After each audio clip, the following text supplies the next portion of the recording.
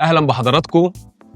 كان من الكومباوندز الجميله قوي اللي انا نزلت وصورتها، كان كومباوند ريجنس بارك. واعتقد عدد كبير جدا من العملاء اللي مهتميه ان هي تشتري شقه في التجمع نفسهم ان هم يكون عندهم في ريجنس بارك، بس خلاص ريجنس بارك هو سولد اوت من زمان واتباع من زمان. وحتى في الفيديو دلوقتي حضرتك بتشوف الكواليتي بتاع ريجنس بارك في كل نقطة وانت ماشي من أول الباب الخاص بالكومباوند لحد ما بتطلع لشقتك. طب إيه الجديد النهاردة في الشركة الدولية؟ الشركة الدولية من الشركات اللي بتعمل كوزي كومباوند، بس بيبقى كومباوند مفيش فيه أي غلطة. فكان لازم أجي البوست بتاعهم اللي موجود في سيت سكيل، معايا أخويا الغالي مستر مصطفى خالد، يبقى هيد اوف سيلز لشركة الدولية، هيشرح لنا المشروع الجديد بتاعهم ريجنس سكوير. وده يبقى موجود قريب جدا من محور بن زايد، قريب جدا من النادي الاهلي، قريب جدا من البيج نيمز حوالين منك. فبصراحه لوكيشن حلو وسعر حلو ونظام سداد حلو، ومطور هيسلم حضرتك باعلى كواليتي سواء في الواجهات او في المداخل. بيسلم الشقه فليكسي، ودي بتبقى 75% او 90% تشطيب بتاعها. خلينا نشرح الحته محتاجين بقى من حضرتك ليه العميل النهارده يجي الدوليه، والعميل اوريدي هو عارف ريجنس بارك وعارف ان في بط وعارف ان في لاندسكيب وان في دلع. اهم حاجه عندنا موضوع الدلع ده. وهو في الاخر بص هقول لك على حاجه، حتى انتوا عاملين البوست بتاعكم نفس الواجهات، الروح بالظبط، نفس الواجهات، نفس البوابه بتاعت الكومباوند عامله كده. يعني بصراحه جامد قوي البوست بتاعكم بصراحه. بص هقول لك على حاجه، يعني انا برجع اقول كلمه دايما لما بنيجي نتكلم فيها، ان كل المطورين شاطرين حتى الكرسي ده موجود هنا. الكرسي ده على فكره جايبينه من ريشنز موجود هنا. حلو. هو احنا بنهتم بالتفاصيل. النهارده العميل ما بقاش عايز ان هو يبقى جوه كومباوند، وايه اللي هيخلف كومباوند عن من مكان تاني، من مكان مقفول لعماره سكنيه مثلا في بره كومباوند. احنا بنهتم بكل تفصيله العميل بيدخل يشوفها من اول البوابه وهو داخل. البوابه اللي احنا عاملينها بكل تفصيله، احنا مقطعين على فكره البوابه دي قطع واتجمعت، راسمين كل قطعه. هو ده الطابع الانجليزي ولا لا؟ ده طابع فيكتوري. ده طابع انجليزي. حتى البط عندنا نفس موضوع البط الانجليزي، احنا جايبينه بالفعل من بره بكل تفصيله، بالزرع احنا جايبينه من بره. الشجر انواع الشجر دي برضو جزء كبير منها. الواجهات برضو كلها حجر هشمه اعتقد. بالظبط. بالارميد احنا جايبين ارميد اسباني. احنا واخدين الطابع بس عاملينه بالستايل بتاع الدوليه. مزودين فوق منه. طبعا من اول الارات اللي انت بتشوفها فوق العمارات، الارات اللي انت بتشوفها في المداخل، الار اللي انت بتشوفها حتى على بيت العصافير. يعني انت بتدخل جوه في بيوت عصافير انا عاملها، حاطط لهم دايما الاكل بتاعهم والميه والحاجات دي كلها، بحيث ان بتحس بالروح مختلفه. ليه الدوليه مختلفه عن الكومباوندات اللي في التجمع؟ اوكي ليه؟ بص احنا انتوا بتفكروا ازاي؟ احنا تفكيرنا ان احنا نعمل، يعني جه اسم بوتيك ده من ان احنا بوتيك كوميونتي، بوتيك كومباوند، ان احنا بنعمل حاجات صغيره، بنعمل سيلكشن للعميل بتاعنا بحيث ان هو يحصل ان العملاء بتاعتنا كلها تبقى مبسوطه شبه بعض، كاتيجري واحد. النهارده بنشوف العملاء بتاعتنا كل شويه نعمل لهم اكتيفيتيز، زومبا، لسه الاسبوع اللي فات كان في زومبا في الايفنتس اللي احنا بنعملها. دي الحاجات اللي بتخلينا ان احنا مختلفين في الحته دي. علاقتك بالعميل بتخليها دايما حلوه، مفيش مشاكل، او لو العميل عنده مشكله في الكومباوند القديم بتحاول انك تحلها له على طول. طبعا مش انت عارف ان في شركات تقول لك خلاص احنا بعنا للعميل وخلاص. بص هقول لك على حاجه، جزء كبير من المبيعات بتاعتنا اللي حصلت في ريجنس سكوير كان العملاء بتاعتنا اللي اشتروا في ريجنس بارك بالظبط. وده اللي احنا بنحافظ عليه دايما. العميل بتاعي هو اهم واحد عندي. يعني النهارده الكوميونتي اللي انا بعمله ده، هو الايفنتس اللي انا بعملها دي للعميل بتاعي. انا مش بخلي ان حد يدخل من بره هو للايفنتس دي كلها. فبنعمل لهم حاجات تبقى لطيفه، الناس تتعرف على بعض، بساعدهم في حاجه زي كده. مين الشركه الدوليه؟ الشركه الدوليه دي احدى شركات مجموعه ماس جروب، وهي بتمتلك عندنا شركه اسمها جينيسيس، وعندنا بتاعت سوفت وير سوليوشنز، وعندنا شركه اسمها ارما، ودي طبعا دي طبعا دي صرح يعني. وعندنا طبعا شركه اسمها خزين، وعندنا الدوليه دي بتمتلك برضو، احنا رايحين في كذا اتجاه. عندنا وير هاوسز اللي هي الموجوده اللي بتاعت امازون، وامازون مستاجر عندي، وعندنا مباني اداريه عندي 4 بالظبط، 90 الشمالي والجنوبي، وعندي الكومباوند كمان بالظبط، الكومباوند فيلات، بس الكومباوند اللي هو لاند مارك فيليج. وعندي المبنى اللي هو بتاع الستريب مول بتاع ريجنز، وعندي كمان مبنى في العاصمه احنا بالفعل بنيناه وخلصناه، ده في الحي المالي، ده في حي المال، صح، بنيناه وخلصناه، ده يشرفنا.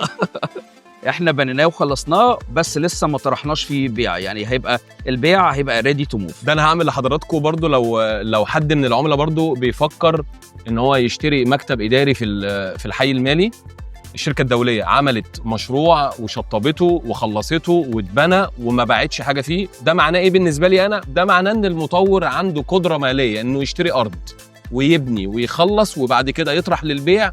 فده كمطور بالنسبه لي انا ده بيلعب في حته تانية خالص مختلف عن عدد كبير من المطورين. وبالفعل احنا في ريجنس على فكره، احنا تقريبا 40% او اكتر من ريجنس انا بايعها ريدي تو موف. يعني احنا بنينا، كنا احنا شويه في ريجنس بارك. حلو. لما جينا اشتغلنا احنا معظم ال 40% من المشروع بعد ما اتبنى بعناه. كل الجزء اللي كان في الاول احنا كنا بنطرح اجزاء، يعني ريجنس سكوير. اوكي. العميل النهارده انا جاي عشان ريجنس سكوير بالتحديد. اوكي. عايز اعرف سعر ال1 بيد وال2 بيد وال3 بيد وانظمه السداد، والعميل هيستلم ازاي وهيستلم امتى، والانشاءات راحت فين النهارده. وبنقل برضه للعميل الصور دايما من على ارض الواقع لحضرتك، بس انا حابب ان انا اسمعها من حضرتك. طيب بص، احنا عاملين حاجه خلال فتره سيت سكيب. اول حاجه لو بعد فتره سيت سكيب، هل قد ايه لاسلام الشاعر؟ بص هقول لك على حاجه، يعني ممكن عميل يتفرج على الفيديو ده بعد شهر، بعد شهرين. لا يعني بص، خصم سيت سكيب مش هقدر طبعا ان انا اكون بمده للفتره دي، بس اللي اقدر اعمله لاسلام الشاعر ان انا اقول له احنا البيمنت بتاعتنا العاديه 5%، و5 بعد 3 شهور و8 سنين. حلو. احنا ممكن نعمل 5%، بالفعل انا عامل خصم سيت سكيب 5% والباقي على 8 سنين. ممكن حلو. نمشي بنفس البيمنت. حلو قوي. فدي بالنسبه للجزء بتاع البيمنت. عندنا برضو حاجات احنا فلكسبل في موضوع البيمنت ده. بقدر ان انا لو العميل حب يدفع داون بيمنت اكتر بديله ديسكاونت. العميل بيلعب في جدول الاقساط زي ما هو عايز عشان يزود بالزبط. الخصم او يقلل الخصم بالظبط. وبعدين في عملاء بتبقى عندها مثلا بروفيت شير في وقت معين، فعايز يقلل القسط الكوارترلي ويدفع مثلا بالك، فنقدر نلعب اهم اللي بتزعل. بص بالنسبه للجزء بتاع الاسعار، انا عندي ما عنديش الحقيقه 1 بيدروم دلوقتي، عندي 2 بيدرومز بتبدا من اول 10 مليون 600. خلال فتره سيت سكيب هي تقريبا ب 10 مليون 200. ندفع 5% والباقي على 8 سنين. بالنسبه قد ايه؟ دي 108 متر، واحنا المساحات عندنا سمارت قوي. يعني انا عندي ال 108 متر دي اوضه ماستر بدريسنج بتويلت. نسبه تحميل قد ايه؟ احنا بنتكلم من 15 ل 18%. اوتوكاد بالظبط. حلو.